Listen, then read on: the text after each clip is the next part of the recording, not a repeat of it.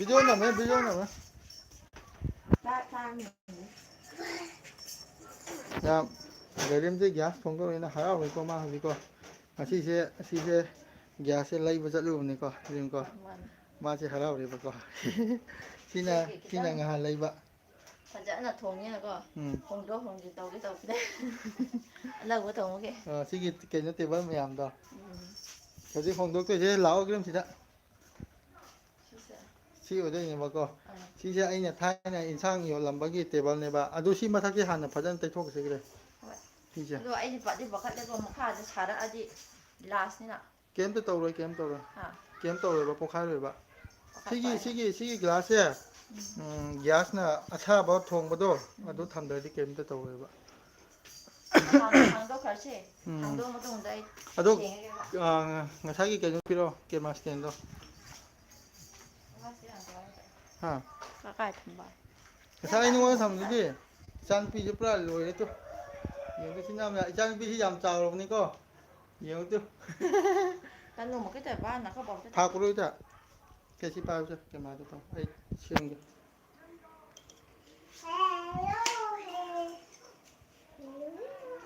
adu thang do ga thong ma tham de ba ko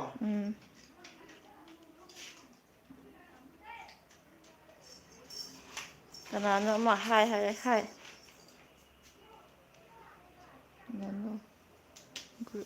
looking si di mayam ko gerim che gas thong ma phang ni na harao re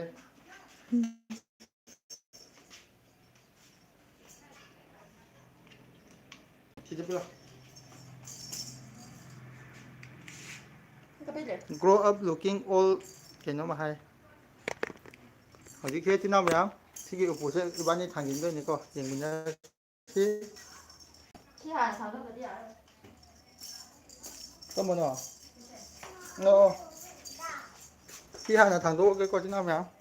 주스 뭐 폰 플랫폼 짜이 잘 가래 비디오 인 xem cái tàu này video anh xem bao hay thế này hắn ta cần gì video của anh ta cái tàu 이거 짐 하고 라이렌 마용 해마바티 아코이 지제 아차볼 로도 아이나 아코이 아다 아차볼 로도 아두네 막 강고이 짐 할 아두 한 당도 오시고 그래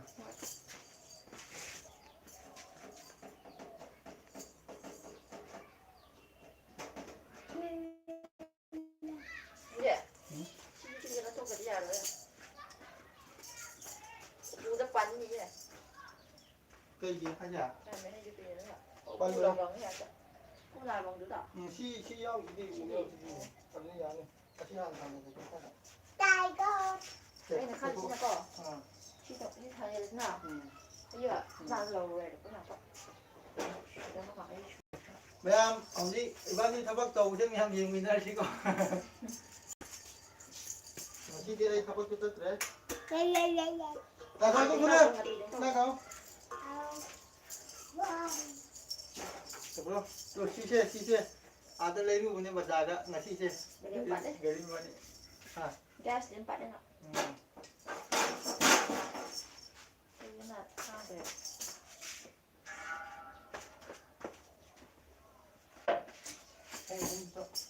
나머지는 뭐부터 보자 lại bù tắm vào những bỏ sáng mà không chứ không nhìn tàu cái đó đây được chưa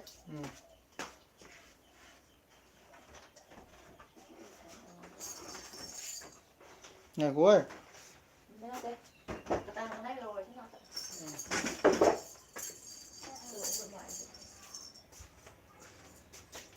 bây giờ anh nhậu gas đâu mà mặc cái giá nhỉ gas của bụng thôi 여기 날 빨리 하지 않냐 bán đã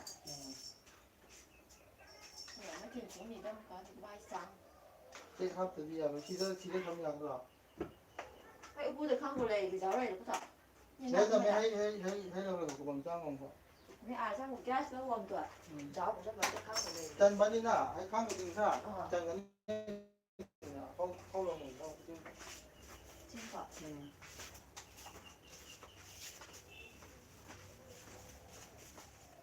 mấy chị đó cái tàn thì chết lầu không chết lầu nó cọ đang nào tôi gác cũng bớt cũng Đấy, có bao giờ cũng ngủ cùng nè, có thể là ngủ hai các bạn. 그러게. Thì phản chứ chỉ để thành. Mà nó còn gì vậy? 응? Nó còn. 그 몸에 좀 뜨나? 그건 마음에 때문에.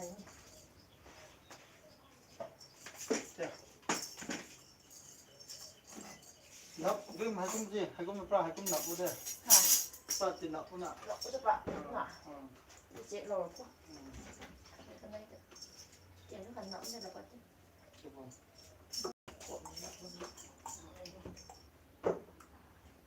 Cái đồ gì? cái nào thì tự mãi đi.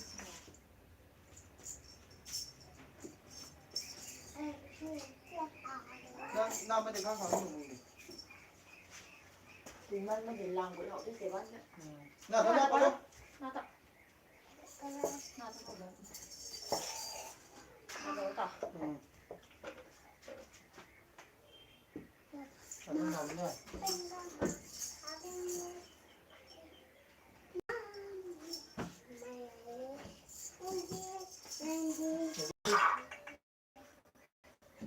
이거 때문에.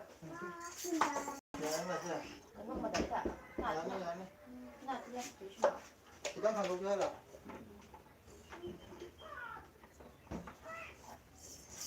Mà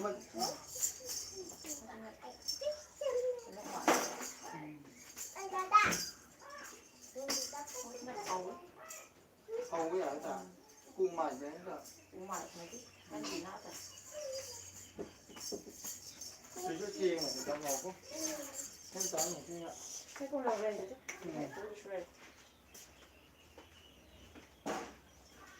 Mà, hay đi đồng bạc. Mà, có ba đi đồng bạc. Nè.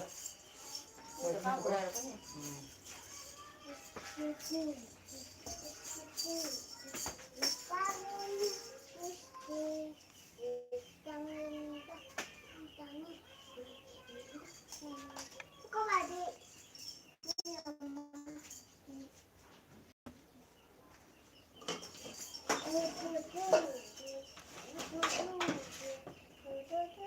Đó. Vợ u da vợ không thế này chứ. Đó.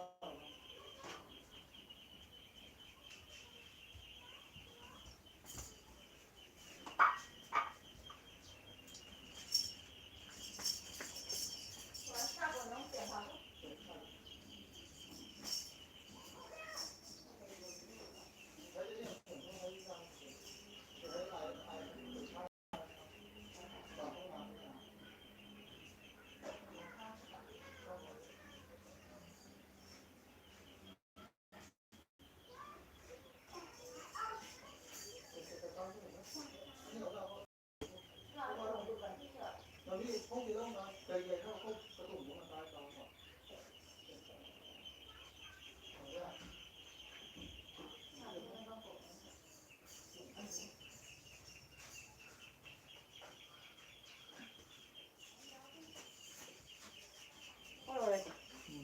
Cái nó bột trứng mèo. Vậy kìa các bạn. Vậy cũng không mình đâu.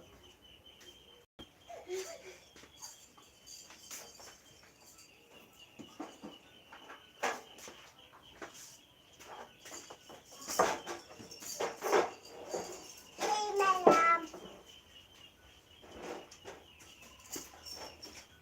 Hai mẹ hạt thế này. Bắt con ngô. Rồi chị. Hay mày làm. Đúng ngay ibu hati. Đúng ngay ibu hati. Rồi thắt cùng không bắt được đâu. Thắt cùng. Có ba chẳng đoạn cả.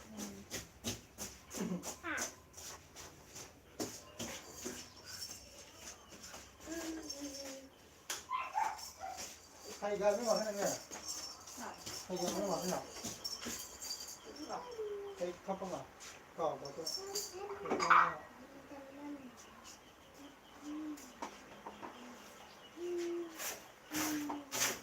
nào thôi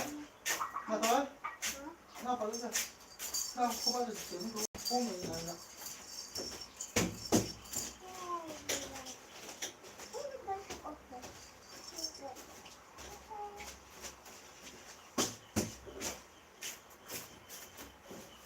sao đúng rồi cái bài nó kiểu học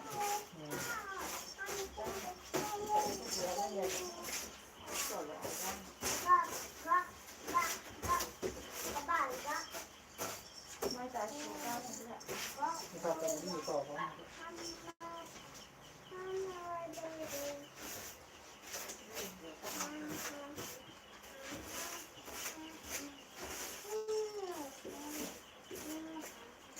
nhớ bỏ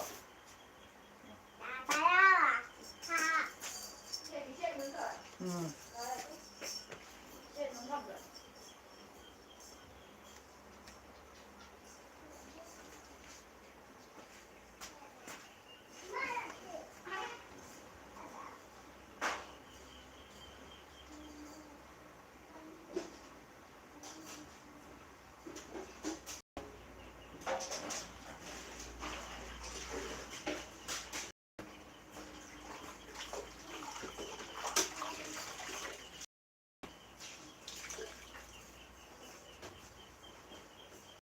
시기에 타박 당행해 되고 수많은 생활하게 되고 거기는 애니 없고 방금 나도 저기고 그래서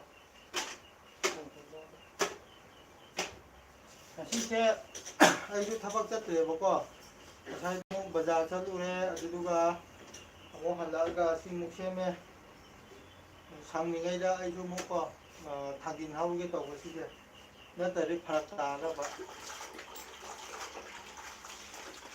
그냥 피니도 거기 라타이 팅구 아니야 나 자우던 놀라디 하이부터 하고 피니도 거기 라타이 팅구 아니 니 레이세 시나 아상바 시나 아티엔바 시나 아메빠기 시나 칼레자 아메빠기 거기 나오네다 시나 시실 라타이네 보고 시주 와기네 시나 그녀 또 보기 가랑 보기 꽃 보기 해봐 아이고 chị không được à không đâu không thả chị lên nhìn này không được này bụng đứa đó không cũng không lâu rồi xe lâu lòng nào lâu vẫn nhớ được không phải là có hai chút không nữa cái chân rồi lòng nào nào không phải mà mai cây cốc không được vẫn ra bên đó không nhỉ vừa mới sao rồi thì cái này của tấn mà nó ra mà đây có sai gì hết gì hết mà tôi cũng ngoài được ra sao cả khi vừa mà không sao đâu mẹ ai nó có bỏ tấn này gì vậy có bỏ tấn này gì vậy hoàng cái nó chỉ cuốn cái rồi tổ cái tổng hai giờ đi đâu hoàng mà đi anh muốn đi hoàng mà đi mà nó đi đồ phải đồ đồ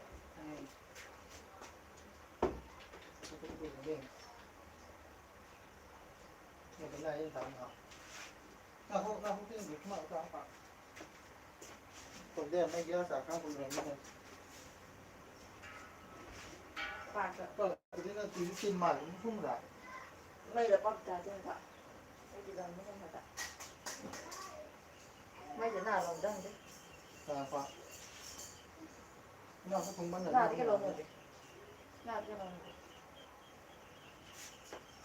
Một cái con kháng không dùng bằng mắt lớn được nhỉ? hai nó cứ vào quay đấy nè Lập bất con người hai nữa, cứ không sao.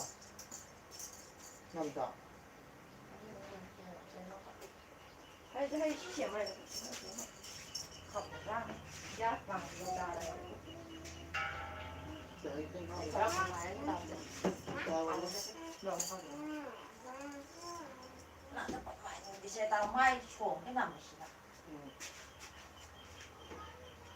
Cô ba có. đó nó nói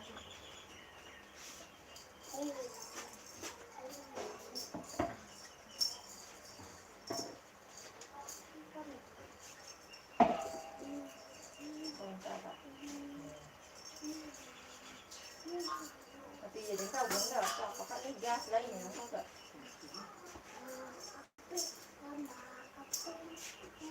một lần nặng đã thế nhưng mà không phải cô lần về lọc là gồm ra cái nẻo còn chị đấy là không phải sao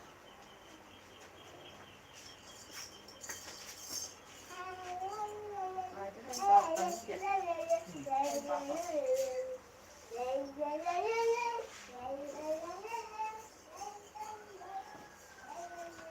ba nó không bộ lông nên thế là không phải là rất tài rồi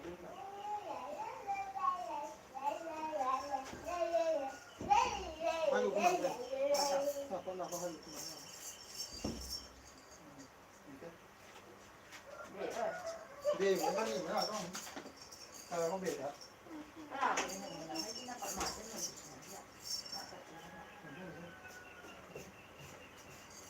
cái rồi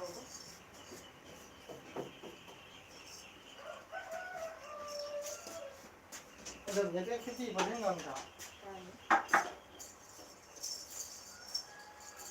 những bóng trên trả điểm nhưng mà nó không gì được là không điểm thôi là không điểm nữa mình ra nhé mình ra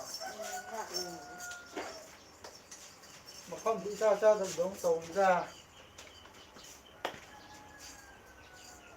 thôi không chứ quả thấy cái gì bánh là này trong đây cái chỉ bằng lớn rồi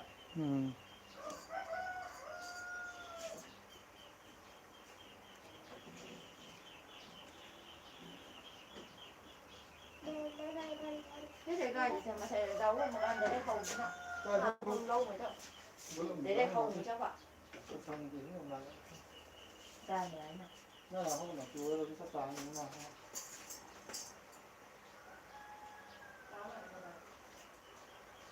cũng đang đón đầu phim là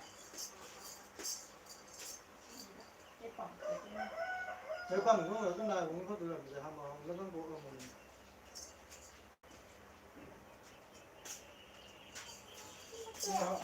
hỏi tiền cũng có được mấy này không thành chứ mấy này không thành 야, 바지락 그런 거 방송한다 하려고. 야, 따들. 또 이제 얘는 또 수마이 내봐. 나 하다 bro. 또 수마이 나 거의 아직이 정아 아니. 수마이 내래. 또 수마이 내래. 수마이 정아 아니. 또 시세 수마이 내니 봐. 이 진질래 거의 가수카 부디 픽페이네 먹고. 시부 야르버네. 아 그래. 야, để dùng thầm chứ. Thầm mà thế à? Đã dùng nhà rồi bỏ, anh đi thốn ngầm nên năng thốn ngầm này. Một con như thầm chứ. Một con đâu. Ngasi sẽ xin nào mèo có Hawaii thong một chai. Ngasi ayuki Hawaii thong một chai, aduga horen di cái nó chani, yen cha cái này, gas hanga cái này. Horen di ay video xem mà cả thằng cái này. Ngầm mà đi ngasi thằng cái này, ngầm để đi thằng cái rồi. Vậy xin chỉ lý chai chai tàu chứ. 좀 담으세요. 얘는 가 지게. Không, nó gần sủng không có nào cái gì mà nhung thế nào. Gas bằng nó đã sủng cái gì mà nó lông vậy.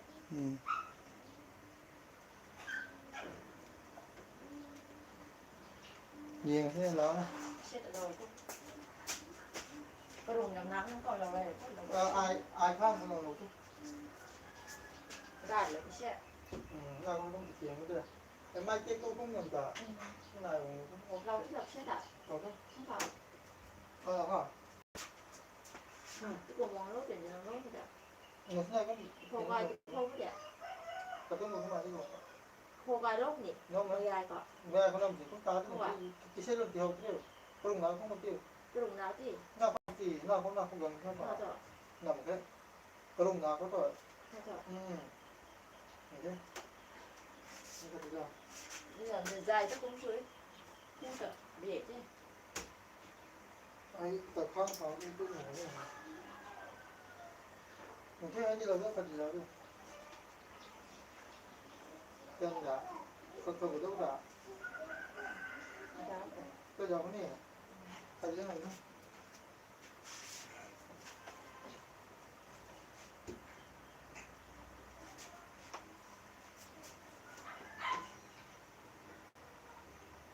đúng rồi tiêu cái xe thì không mong con nào tiêu cái này à cái tàu mà cái đó không phải là tiêu tàu mà không sao nào đâu cái xe được rồi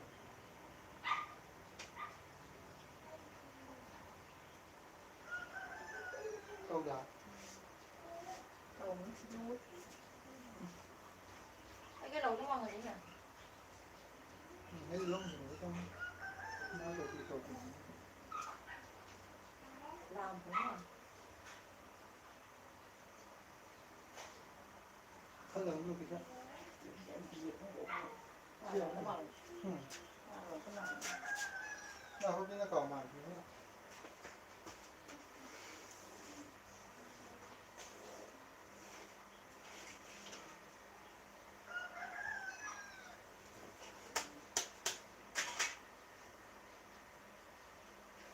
thế là nó mày ra những cái lỗ mày ra trong gì được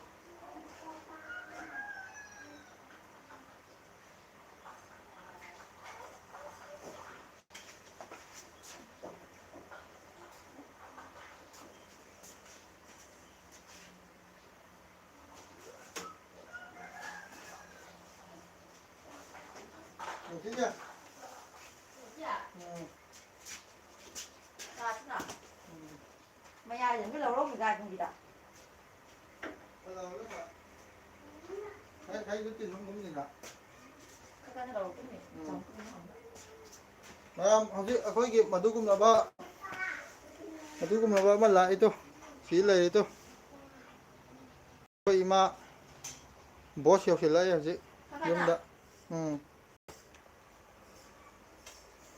thế nào cái đồng nào cái cũng là lâu chứ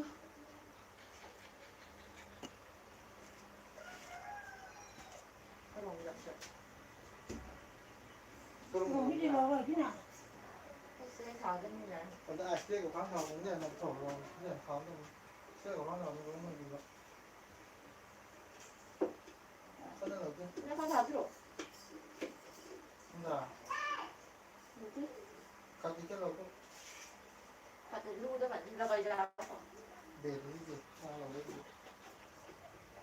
không bao giờ làm được hay đâu vào được đấy ấm áp không tân nôm như vậy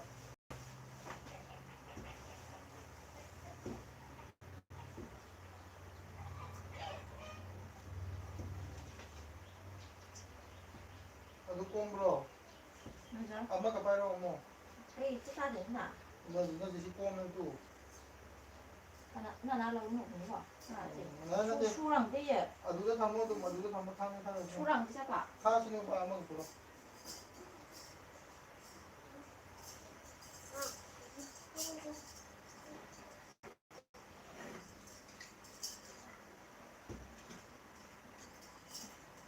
누구죠? hay lâu mà không kiện nào cái là cái để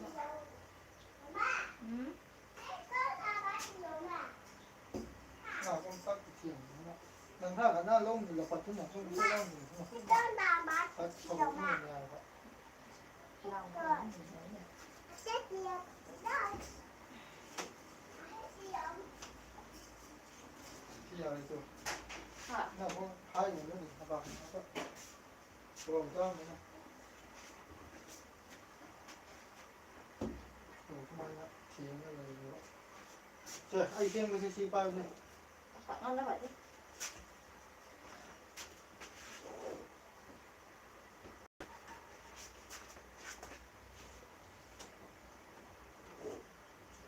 하이는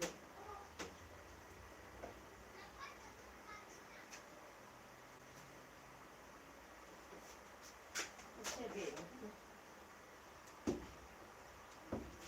cũng không có. Cái gì mà nó có bằng này nhá.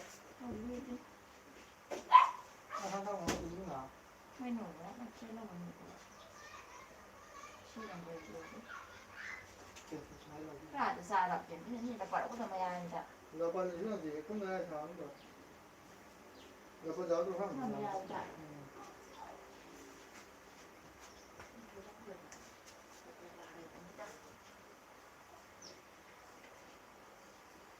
Nào.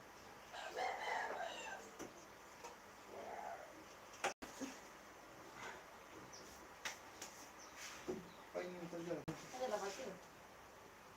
Đây là bao nhiêu? Có con thích mình không? Ở chủ nó cả đâu cả. Anh nên nó không được lắm. Sao? Musuh này à? Cái lưu gì này cái xe gì? Ai người có cái Không không không.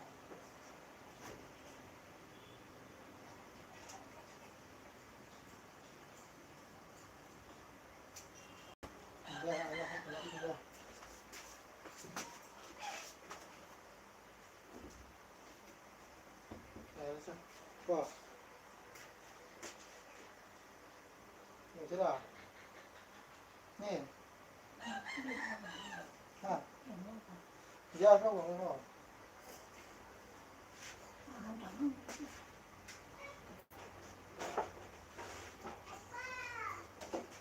Nó là không phải đó.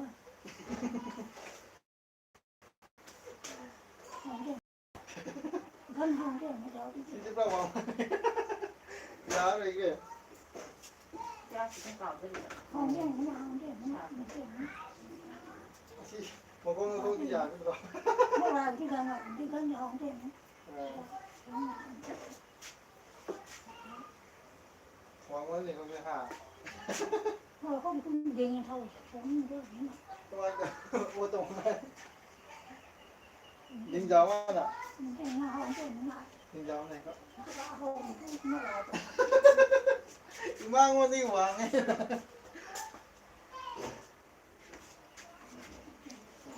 Rồi thì em cỏ rất mấy nào.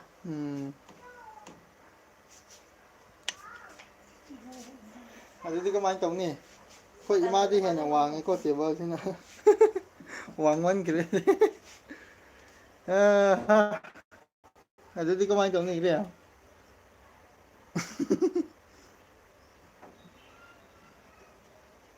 cái gì cũng không nặng. Họ thấy cỏ rất là mấy xe.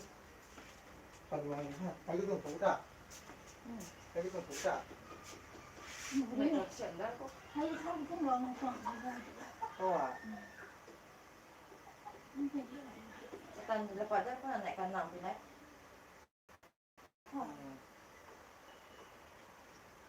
Nó thế này, thôi thì cái tàn cái ngồi thẳng như thế này. Họ đang vắng cái nổ thế nó tính vụ vẫn đi lại phải mình nữa. Xin kita upah mungkin lagi kau. Kita ada ni pak. Nàng cỏ là nàng nữa chứ ạ. Mình dạo bố đời xèm chút xíu. Xe nào mà tụi mày để cỏ, tụi mày na tụi dạo đi.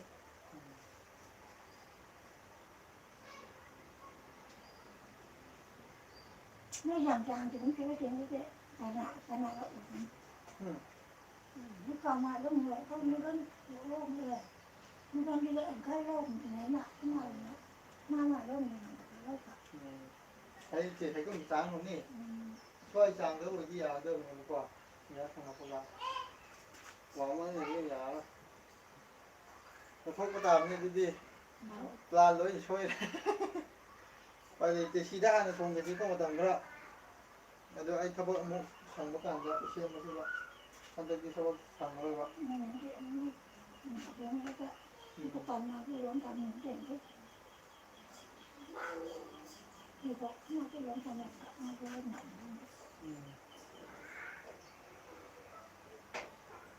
Vang lông nên cái cá. Ya dre ama xin là đi giáo rồi Wang man người cái ngon mà. Cái cá nào cái đồ bánh của nó như thế nào. Đi còn đâu cũng làm sao để kiêng làm. Nghe cái số đó. Bà lắc tu kìa, người lắc tu có. Phải đâu chứ? Kiêng đâu Cái kiêng. phải thế nào nó không đâu là. Ai chị. Ya dre. Wang man thế vậy. Che. Wang man thế ya dre vậy chứ. Khôi má cái liệp ăn đó cô, ai cái liệp bốc ăn thì chú xoay rất lấy đấy vậy. ꯄꯨꯛꯇꯀꯣ ꯅꯣꯏ ꯌꯥꯗ꯭ꯔꯦ นะครับคุณจะเอา ꯑꯩꯈꯣꯏ ꯃꯥꯗꯤ ꯌꯧꯔꯣꯏ คุณจะเอาตรงนี้เรื่องยังตรงนี้น่ะ ꯎꯝ เขาจะหันตามนี้เราก็ต้อง ꯑꯩꯈꯣꯏ ꯃꯥ ꯍꯌꯦꯡ ꯊꯣꯡꯀꯥꯟꯗ ꯌꯥꯔꯔꯣꯏ ꯋꯥꯡꯃꯟꯈ꯭ꯔꯦ ꯏꯆꯤꯟ ꯏꯅꯥꯎꯅ ꯄꯣꯠ ꯆꯩꯒ ꯂꯣꯏꯅ ꯂꯧꯊꯣꯛꯑꯝꯃꯤꯅꯤꯀꯣ ꯇꯧꯔꯤꯁꯤ ꯏꯕꯥꯅꯤꯅ ꯇꯣꯛꯑꯁꯤ ꯍꯌꯦꯡ ꯑꯃꯨꯛ ꯇꯧꯔꯁꯤ ꯂꯣꯏ ꯆꯥꯏꯈꯥꯏꯔꯤ ꯇꯨ ꯉꯁꯤꯁꯦ ꯌꯨꯝ ꯀꯩꯀꯥ ꯂꯣꯏ ꯁꯦꯡꯗꯣꯛꯄꯅꯤꯀꯣ ꯀꯔꯤꯝꯒ ꯑꯩꯈꯣꯏꯅ ꯎꯄꯥꯏ ꯂꯩꯇ꯭ꯔꯦ ꯃꯈꯣꯡꯗꯣ ꯈꯔ ꯀꯛꯊꯠꯇ ꯌꯥꯔꯣꯏꯀꯣ ꯄ꯭ꯔꯦꯝꯀꯣ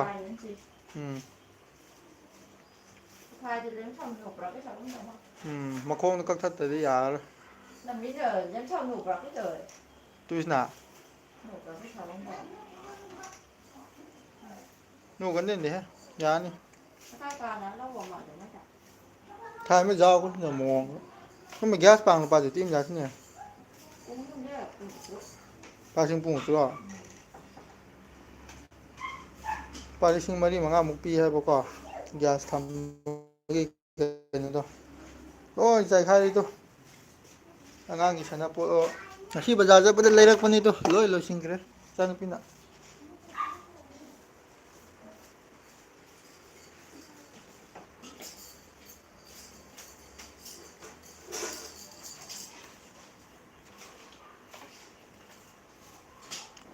ꯌꯥꯗ꯭ꯔꯦ ꯎꯄꯥꯏ ꯂꯩꯇ꯭ꯔꯦ ꯏꯆꯥꯅꯨꯄꯤ ꯆꯥꯎꯔꯕꯅꯤꯗ ꯏꯆꯤꯟ ꯏꯅꯥꯎ ꯃꯌꯥꯝ ꯌꯦꯡꯉꯨꯗꯣ ꯃꯁꯝꯁꯦ ꯑꯝꯇ ꯐꯖꯅ ꯀꯛꯊꯣꯛꯄꯤꯗ ꯌꯥꯔꯔꯣꯏ ꯍꯥꯏ ꯃꯌꯥꯝ ꯁꯥꯕꯁꯦ ꯅꯥꯊꯣꯏ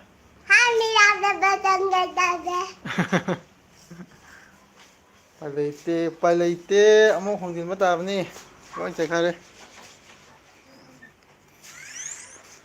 ꯍꯧꯖꯤꯛꯁꯦ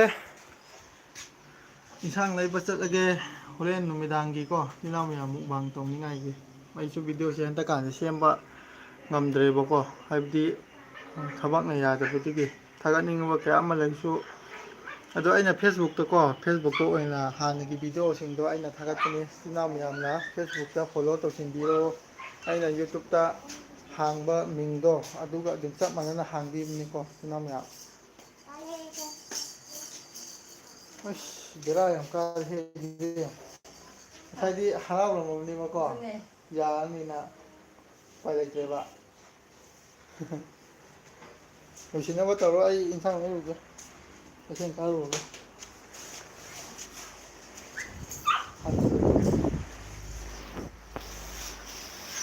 ꯒꯥꯔꯤꯁꯤ ꯌꯥꯝ ꯃꯔꯝ ꯃꯣꯛꯄꯤꯅꯤꯀꯣ ꯏꯆꯤꯟ ꯏꯅꯥꯎ ꯃꯌꯥꯝ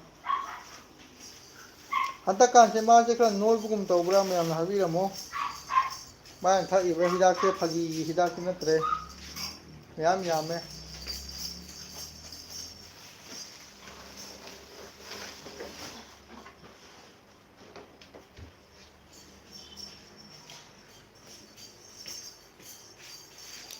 ꯌꯦꯡꯉꯨꯇꯨ ꯏꯆꯤꯟ ꯏꯅꯥꯎ ꯃꯌꯥꯝ ꯍꯟꯗꯛꯀꯥꯟ ꯈꯔ ꯅꯣꯏꯕ ꯁꯣꯝ ꯂꯥꯛꯅꯤꯡꯗꯦ ꯑꯝꯇ ꯂꯥꯏꯐꯇꯨ ꯂꯣꯏꯁꯤꯜꯂꯁꯤ ꯐꯖꯅ ꯂꯣꯏꯁꯤꯟꯃꯤꯟꯅꯔꯁꯤ ꯁꯣꯝꯗ ꯂꯦꯞꯄꯣ ꯃꯉꯥꯟꯗꯣ ꯎꯗ꯭ꯔꯦ ꯅꯠꯇꯦ ꯁꯣꯝꯗ ꯌꯦꯡꯉꯣ ꯆꯨ ꯍꯟꯗꯛꯀꯥꯟꯁꯦꯀꯣ ꯃꯃꯥꯏꯁꯦ ꯈꯔ ꯅꯣꯏꯈꯠꯄꯒꯨꯝ ꯇꯧꯕꯅꯤ ꯍꯥꯟꯅꯒ ꯍꯥꯏꯔꯗꯤꯀꯣ ꯃꯈꯨꯠꯇꯨ ꯊꯥꯡꯒꯠꯂꯣ ꯌꯦꯡꯒꯦ ꯍꯦꯟꯆꯞ ꯚꯤꯇꯥꯃꯤꯟ ꯈꯔꯗꯤ ꯂꯣꯏꯈ꯭ꯔꯕꯅꯤ ꯃꯥ ꯈꯔ ꯅꯣꯏꯈꯠꯂꯝꯃꯦ ꯏꯅꯝꯃ ꯍꯥꯏꯗꯣ ꯁꯌꯥ ꯈꯣꯡꯃꯟꯅꯀꯣ ꯈꯔ ꯅꯣꯏꯈꯠꯂꯦꯌꯦ ꯑꯩꯅ ꯚꯤꯇꯥꯃꯤꯟ ꯈꯔ ꯄꯤꯊꯕ ꯑꯗꯨꯒꯤꯅꯤ ꯂꯣꯏꯁꯤꯜꯂꯁꯤꯀꯣ ꯍꯣꯔꯦꯟꯀꯣ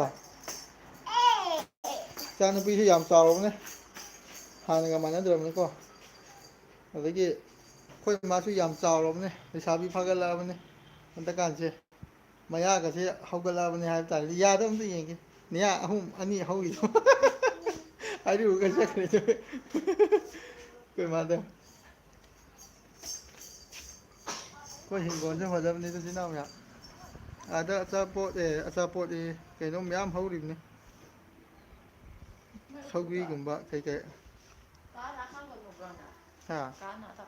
ꯀꯥꯅ ꯊꯝꯗꯣ Cá chả thôi. ꯆꯨꯝꯃꯦ ꯀꯥꯂ ꯀꯥꯞꯄ ꯂꯧꯕ ꯃꯥꯏꯈ꯭ꯔꯦ ꯃꯗꯨ ꯑꯃꯨꯛ ꯂꯧꯃꯤꯟꯅ ꯍꯥ ꯇꯨ ꯑꯃꯨꯛ ꯂꯧꯃꯤꯟꯅ Qua lần đi thì nó được thăm mình mấy rồi. Nhưng mà cái thái này nó đầu dần thế nào? Không phải nó bật thế nào? Là chơi cái này không phải. ปัดตินฮักปันเถอะ Hả? ตินฮักปันเถอะก็ได้ปัดจินแล้วนี่ยาเลยอุปูดูยามเช้าไงก็ได้ Thì rồi nó không lại dần cho tàn lên vô. มาชานาตีพิโรนโดอุปูโด